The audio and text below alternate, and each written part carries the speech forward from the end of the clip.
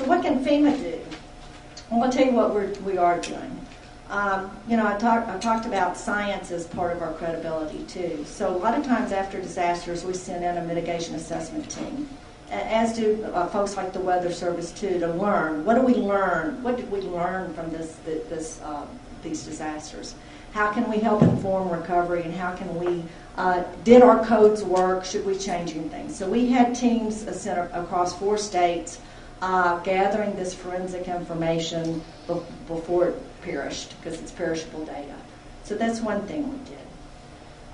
We've also been supporting this outreach activities, a lot of training, not just Safe for Alabama. There's been some other activities through our regional office, mentoring through Greensburg, Kansas, bringing folks in there to do those things. We've looked at our own grant program. Quite frankly, disaster is an opportunity and a teachable moment. I heard that this morning in the Sustainable Community session. But if we don't get the money out the door quick, we lose the opportunity. So how do we cut the red tape and the federal bureaucracy? And I'm a 31-year Fed, so I can say that. So we did. Hazard mitigation grant team, along with our environmental and historic preservation team, figured out how to cut a 20-plus page form down to 3 pages. And do a programmatic assessment of safe rooms so that communities could apply and get it through this into the process quicker. So those are things we're working on. Okay. Finally, I'm going to, Ed asked me to talk about some of our other priorities, and I'll talk about those, and I'll try to connect them to our strategic plan, because I believe through these lenses that it really focuses us on what we need to do. We've got NFIP reform going on. You guys are aware of this. A lot of interest. We're a nonpartisan program. Everybody wants a piece of us and wants to fix something. So we get a lot of love, as I say. And we're doing a lot of reaction now to the House bill and some amendments that have been put on the floor. But the longer range plan is really looking more holistically, and many of you have been involved in some of our stakeholder sessions and are following the NFIP reform closely. Stay tuned. I think the process has been fascinating. We've been really applauded for our very objective process that we use. This speaks to credibility. And so we're putting forward the best options we can in a very broad sense. So that's coming along. We have our risk map program. I won't go into details of that, but if you want to talk ad nauseum about levees and maps and coastal mapping and all those issues, Roy Wright's here, and Alex and I will continue this at cocktails. That's one of our favorite subjects. I want to talk a little bit quickly about sustainability partnerships, and 2 in particular that we're really pushing out on. One is with HUD. They have this sustainability grants. And so at the headquarters level, we talked about it, and then we said, well, we're going to do something. So we are. We have 5 pilot programs that we're working with regional offices, FEMA regional offices, and HUD regional offices to see if we can't get boots on the ground and look at how we can make our grants, align our grants and our planning to be more effective. The Silver Jackets is another grassroots, on the ground way to do things. And so that really is part of that partnering. And then another big deal this year, and Roy Wright's leading that for the mitigation piece, is the Presidential Policy Directive on Preparedness. And just so you know, the cycle's changed. It's not preparedness, response, recovery, and mitigation. Preparedness is protection, prevention, response, recovery, and mitigation. So there's 5 frameworks. Hopefully they're all going to be stitched together in the end and some coherent fashion. But in the meantime, we're kind of moving forward with pieces and leading that. And so there's some opportunities there. And I'll just read the definition of mitigation, just for your interest, from PPDA. And mitigation refers to the capabilities necessary to reduce loss of life and property by lessening the impact of disasters. Mitigation capabilities include, but are not limited to, community-wide risk reduction projects, efforts to improve the resilience of critical infrastructure and key resource lifelines, risk reduction for specific vulnerabilities from natural hazards or acts of terrorism, and initiatives to reduce future risk after a disaster has occurred. A lot of work. So there's some deadlines that we're working on. We're looking towards these partnerships to really get the right stakeholders in the room to guide that.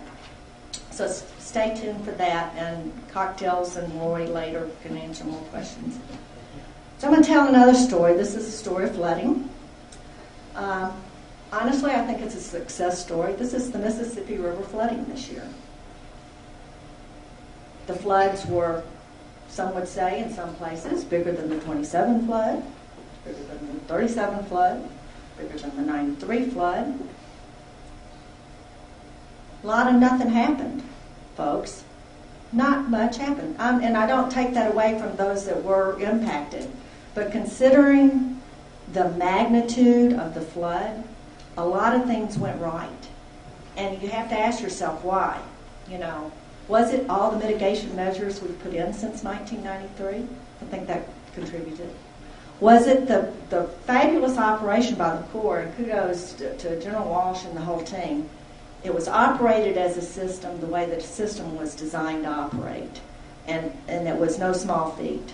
So kudos to them. Kudos to NOAA. We had a seasonal forecast that has been spot on. And we went out ahead. All the agencies had an opportunity to get out ahead of it and be prepared and to prepare communities.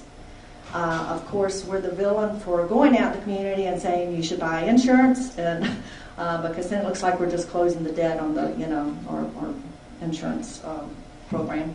But nonetheless, and people still didn't listen. So that's another part of the story. But long story short, USDA, SBA, everybody has been, the federal family was out there, the local communities were out there, people were preparing, and I would have to say it went pretty well. But now we got Missouri River flooding, and some of the clips now are Minot, North Dakota. So 4,000 plus homes damaged by flooding. You know how many insurance policies we have out there? Less than 400.